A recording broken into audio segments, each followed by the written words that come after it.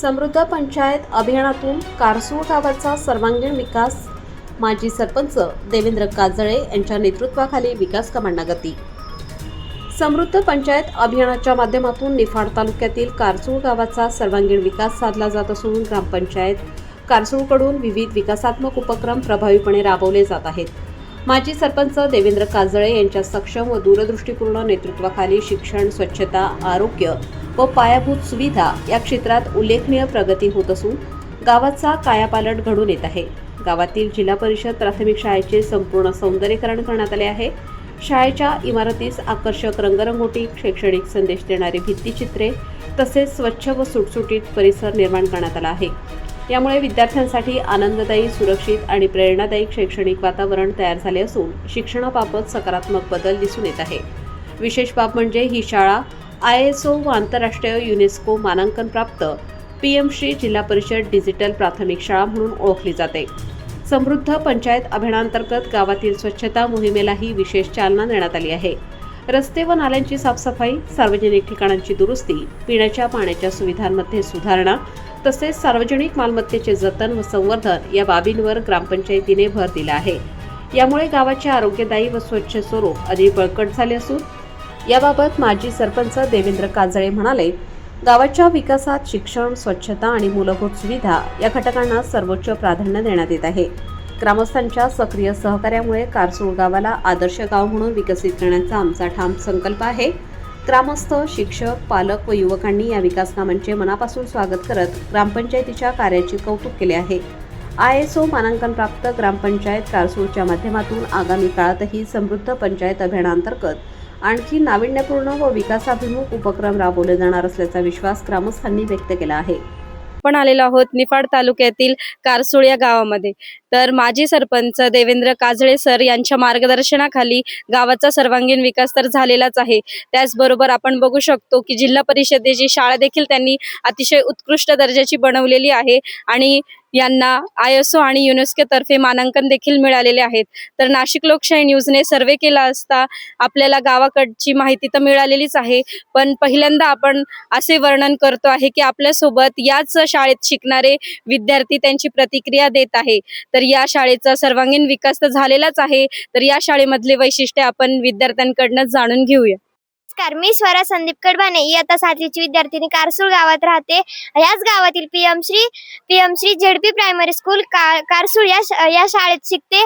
आमच्या शाळेत computer lab, geography lab, science lab अशा अनेक लॅब आहेत आणि कॉम्प्युटर लॅब व्यतिरिक्त आमच्या शाळेत 30 कॉम्प्युटर आहेत आणि आम्ही आमच्या शाळेत एक मूल एक झाड ही योजना ही राबवली आहे। तसेच आमच्या शाळेत 200 झाडं आहेत। नमस्कार, माझे नाव अथर्व कैलास गवळी, मी इयत्ता 7वीचा विद्यार्थी। माझ्या शाळेचे नाव ZP प्रायमरी स्कूल कारसूळ। आमच्या शाळेत खूप साऱ्या लॅब आहेत, त्यामधील एक म्हणजे सायन्स लॅब। सायन्स लॅब मध्ये खूप सारे वेगवेगळे प्रकारचे सेन्सर आहे आणि व्यावसायिक शिक्षण देखील आहे। त्यातून आम्ही खूप सारे प्रोजेक्ट करतो आणि प्रत्यक्षात ते प्रोजेक्ट हाताळतो आणि प्रत्यक्षात ती लॅब हाताळतो। माझे नाव गणेश ज्ञानेश्वर टाकटे, मी इयत्ता 7वी शिकतो। मी आमच्या शाळेमध्ये जिओग्राफी लॅब आहे। जिओग्राफी लॅब मध्ये स्पेक्ट्रोमीटर अशा अनेक आधुनिक वस्तू आहेत आणि सूर्यमाला अशाही वस्तू आहेत। नमस्कार, माझे नाव वेदांत प्रभाकर जाधव, मी इयत्ता 7वीचा विद्यार्थी। मी कारसूळ गावात राहतो। माझ्या शाळेचे नाव जिल्हा परिषद प्राथमिक शाळा कारसूळ आहे। आमच्या शाळेत खूप लॅब आहेत, त्यापैकी एक लॅब म्हणजे कम्प्युटर लॅब। कम्प्युटर लॅब मध्ये एकूण 23 कम्प्युटर आहे व एक मेन कम्प्युटर आहे। त्या मेन कम्प्युटरला जर सर्व 23चे 23 कम्प्युटर जर लॉग इन केले तर त्या एका कम्प्युटरवरून 23चे 23 कम्प्युटर आपण हाताळू शकतो। त्या मेन कम्प्युटर मध्ये सर्व वर्गांचा अभ्यासक्रम आहे आणि त्या अभ्यासक्रमानुसार आम्ही आमचे धडे सर्व तिथे शिकण्यासाठी जातो। तसेच आमच्या शाळेत खेळाचेही भरपूर साहित्य आहे। पहिलं साहित्य क्रिकेट, फुटबॉल, व्हॉलीबॉल, भालाफेक, थाळीफेक, गोळा असे अनेक साहित्य आमच्या शाळेत आहे। तसेच ग्रीन जिम आणि इंडोर जिम असेही साहित्य आमच्या शाळेत उपलब्ध आहेत। तर आत्ताच आपण लहान मुलांची, या शाळेत शिकणाऱ्या मुलांची प्रतिक्रिया जाणून घेतलेली आहे आणि नाशिकमध्येच नव्हे तर संपूर्ण महाराष्ट्रामध्ये एवढी सुंदर शाळा नाशिक लोकशाही न्यूजने कव्हर केलेली आहे आणि आपण बघू शकतो की या शाळेत शिकणारे विद्यार्थी नक्कीच पुढे त्यांचे भवितव्य घडवतील, यात काही शंका नाही. आपल्यासोबत याच गावचे माजी सरपंच आहेत. यांनी अनेक वर्षापासून सामाजिक कार्य असो, सांस्कृतिक कार्य असो, शैक्षणिक कार्य असो किंवा आर्थिक मदत असो, असे अनेक कार्य ते अनेक वर्षापासून करत आलेले आहेत आणि इथून पुढे देखील ते त्यांच्या गावाचा सर्वांगीण विकास करतील, यात काही शंका नाही. तसेच माननीय ओमकार पवार साहेबांनी सांगितल्यानुसार मुख्यमंत्री समृद्ध पंचायत राज अभियानाअंतर्गत आता सध्या 17 सप्टेंबर ते 31 डिसेंबर पर्यंत ही योजना राबविण्याचा स्वीकार सर्वांनी केलेला होता. तर या योजनेअंतर्गतच सरांनी व त्यांच्या सर्व टीमने मिळून गावचा सर्वांगीण विकास तर केलेलाच आहे. त्याचबरोबर आता थोड्याच दिवसात या योजनेची सांगता देखील होणार आहे. तर शेवटच्या टप्प्यामध्ये यांची कोणकोणती कामे राहिलेली आहेत व ते कामे कशा प्रकारे पूर्ण करणार आहेत त्याबद्दल आपण सरपंच सरांकडनं जाणून घेऊया. मी देवेंद्र काजळे, कारसूळ.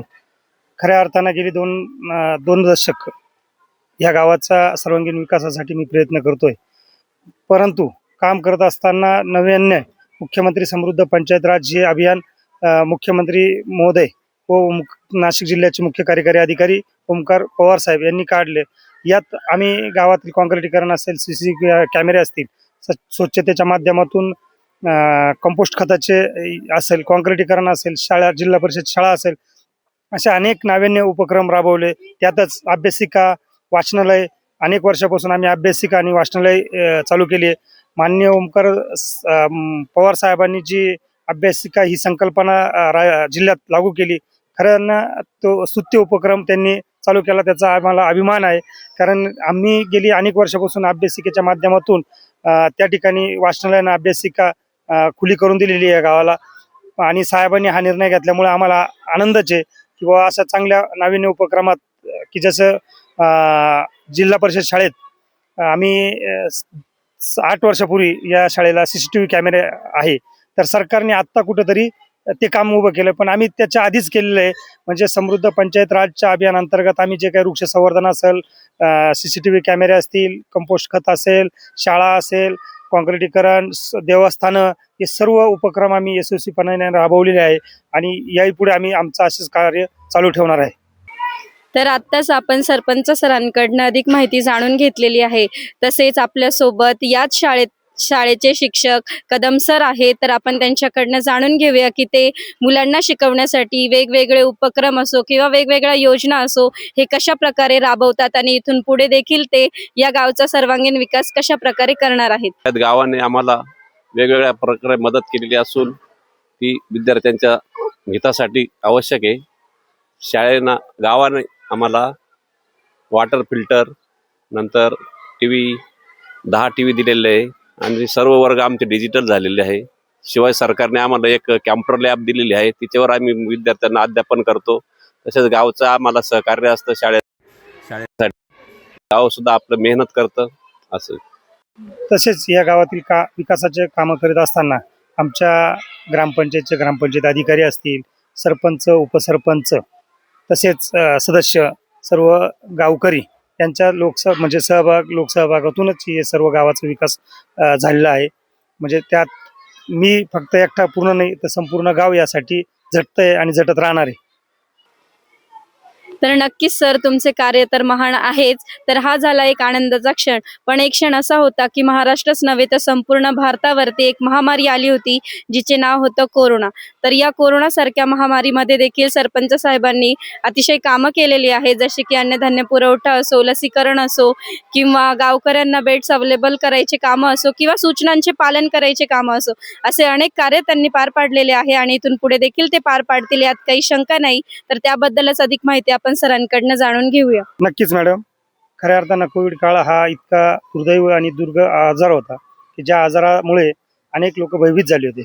अक्षरशः आमच्याकडे आलेले मजूर जिल्ह्यातून, त्यावेळेस मजूर आल्यानंतर यांना कोविड काळात बाहेर जाता येत नव्हतं. यासाठी जिल्हाधिकारी माननीय महेश पाटील यांना विनंती केली, फोन केला की आम्हाला राशनच्या माध्यमातून या सर्व लोकांना धान्य उपलब्ध करून द्या. की जेणेकरून हे लोक उपासमारीनं मरणार नाही. म्हणजे एका बाजूला कोविड आजार आहेत, पण उपासमारीनं सुद्धा अशी हे नाही झालं पाहिजे, म्हणून त्या दृष्टिकोन माननीय जिल्हाधिकाऱ्यांनी त्यावेळेस तात्काळ धान्याची उपलब्धता करून दिली जिल्ह्यात. दुसरी गोष्ट, लसीकरण असेल, लसीकरण सुद्धा पूर्णपणे आमचे सरपंच असतील, उपसरपंच असतील, डॉक्टर्स कमिटी सगळं सहकारी यांच्या माध्यमातून पूर्ण गाव लसीकरण करून घेतलं होतं. क्वारंटाईन सेंटर या जिल्हा परिषद शाळेच्या प्रांगणामध्ये आणि शाळेच्या इमारतीमध्ये क्वारंटाईन सेंटर, खालच्या मजल्यामध्ये क्वारंटाईन सेंटर चालू केले होते. म्हणजे त्यात 15-20 म्हणजे एका टायमाला 15-20 पेशंट क्वारंटाईन होते. म्हणजे अशा परिस्थितीत अक्षरशः ज्यावेळेस कोणाचं निधन झालं तरी कोणाच्या दारात जात नव्हतं. त्यावेळेस अंत्यविधी करण्यासाठी, प्रेत जाळण्यासाठी सुद्धा स्वतः घरात घुसून आणि हे सर्व काम केलंय. तर जनसेवा हीच ईश्वर सेवा असे मानणारे सरपंच सर कारसूळ या गावाचा सर्वांगीण विकास करतीलच, यात काही शंका नाही. आणि कारसूळ गाव हे येत्या दिवसांमध्ये आदर्श गाव ठरतीलच.